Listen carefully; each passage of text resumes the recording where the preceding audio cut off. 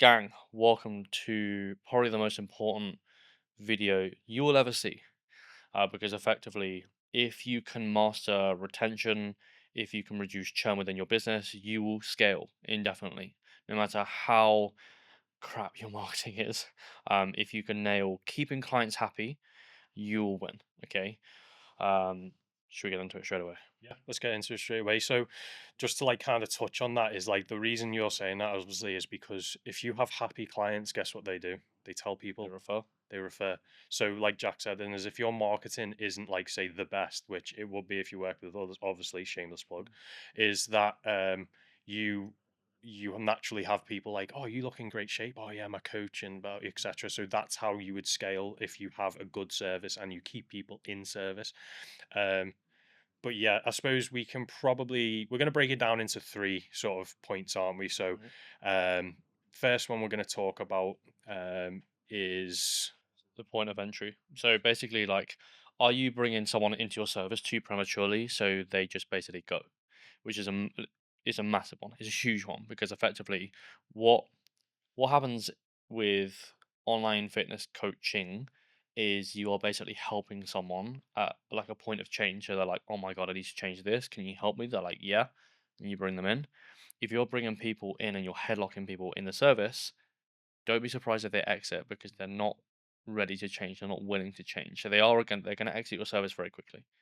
And so probably one of the, I suppose the one that's not very well thought about is that is basically bringing them into the service too quickly, which is why like when you see these like appointment setting and then you see like people with appointment setters, you always find churn to be high, always Mm, every time.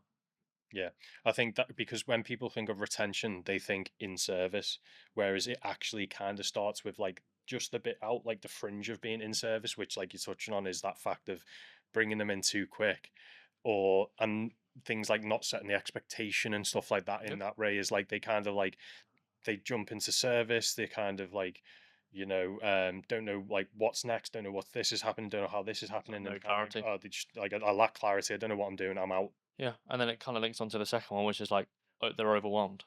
So like, okay, if I jumped into a service too prematurely, then I was met with like I haven't tracked macros and now I'm tracking macros. I haven't been to the gym and now I'm going to the gym. Like, And now I'm having to learn Google Sheets or download an app, yeah, and then I've got to like there's so many yeah, things.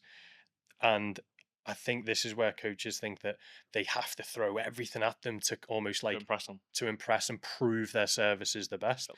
And that actually is almost like it backfires. It does the opposite. Yeah, Yeah, yeah. because they kind of go, oh, like I didn't even know what a calorie was, or like or a macro, like a protein was, or what proteins are last week, and now he's asking me to hit 200 grams or of it this week and use this MyFitnessPal and Yeah. add it to my sheet and add it to, I don't know, like you know what I mean, and to those of us who are coaches or have been in the industry, we're like, yeah, that's you know what I mean, but it's you know Yeah. to someone who's like I said has never had that experience, is that's like way too much. Yeah. This is where you get comments of like coaches and they're just like, oh, they didn't want it enough. It's like, well, you didn't give them anything. Like, you just gave them this like cookie cutter training plan, and all of a sudden you said crack on with it. And by the way, the cookie cutter plan and stuff like that is not necessarily a dig at like online fitness coaches. It's just like you kind of have these like templates that you give someone, and you give it to all your clients. And that's absolutely fantastic from like trying to bring people into the service very quickly. But at the same time, don't be surprised when you get a lot of people who exit the service because you've thrown the whole entire kitchen sink at them. And I think the three that we've basically picked out here are all very similar and they're related, right? And they're kind of in their own customer journey as well because you've got point of entry, you have overwhelm, and then you have underwhelm, which is basically like you're not gamifying the situation, you're not making it fun for the customer. So, like, say for example, Joe, I've onboarded you and you weren't ready for change. And now I'm basically getting you onto my app and I'm giving you all these things to do. And then I'm not changing it or giving you any like targets or like I'm not making it fun for you. What are you going to do? You're going to go, Like this is too much, yeah, I have no time for it. or like especially from the other side of like no changes, like I can do this myself, like I'm doing this every week and he's not given or she's not given any changes, obviously I'm doing it right, so I'll just rinse and repeat this on my own. Exactly. So, like, if you want to be like, I want to fix client retention and I want to do it right now, one, make sure you're bringing clients on board your coaching service that fundamentally want to change. One. Two, have a perfect blend between overwhelm and underwhelm the whole entire time they're in service. So make sure that they are getting enough support, but it's not over the top. So your onboarding process has to be really slick. The making sure it's fun is making sure in every single check-in you are gamifying something, whether that is like, hey, this is fantastic. Can you go and do this for next week? Hey, this is fantastic. Can you go do this for next week? And then just make sure you're giving them mini touch points within the service.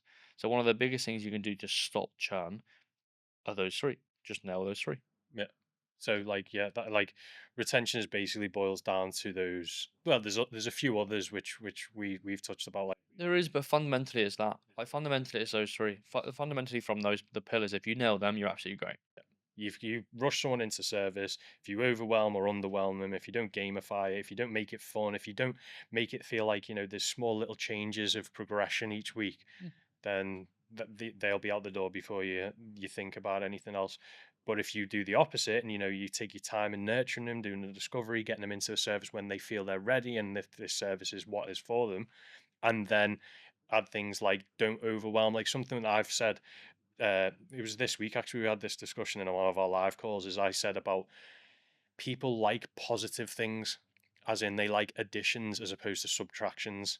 It feels like they're moving in a direction they want to. So what I mean by that is if you give them 15 different things to track, they've got 7 workout sessions, or like say 5 workout sessions a week and 4 cardio sessions, and then you're giving them they then if they're not hitting them and you start to take them away, it feels like a negative. Whereas if they have it, if you start with right this week, we're just going to track your calories, your steps, and how your sleep was. Mhm. And then the next week they're like, right, cool, ticked all them boxes. Okay, right. How was your digestion? Oh, a bit poor. Okay, right. Let's just track your fats as well this week, just so you can. And you add in these little points to the point where they're not overwhelmed because you're slowly dripping it in. Same with training. If you have 5 sessions, like let's be honest, how many people come on a call and they go, I can do 5 sessions? Like, no, mate, we're going to start with two. You've not been in the gym for how long? We're going to start with two, and then we're going to see where you're at from there. Again, you then can add a session, and they feel like, okay, yeah, I must be getting, you're seeing something I'm not, so we're adding a session, and they like to see that addition. Mhm. So I would rather you start like slightly slower, obviously not to the point of underwhelm, but you start like a lower point, and then you can add things in. Mhm. Um, And also like being introduced to like your community. yeah, Right? 'Cause people love being a part of something. It's why like like football exists, right?